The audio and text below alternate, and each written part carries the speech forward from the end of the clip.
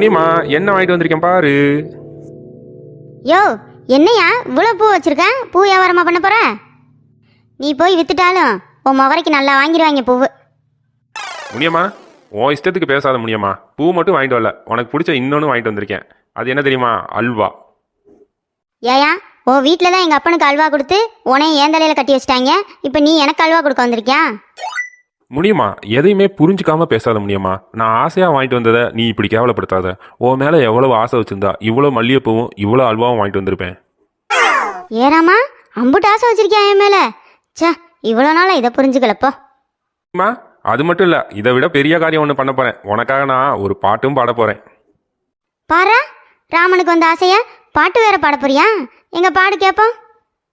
முடியுமா? நீ திடீர்னு சொல்லிட்டியா, எனக்கு வெக்கமாக வருது முடியுமா? யோ ராமா, ஒன்று பாடி தொலை, இல்லைன்னா போய் தொலை. ரெண்டு இல்லாமல் இங்கேயே நின்றுக்கிட்டு ஏயா என் உயிரை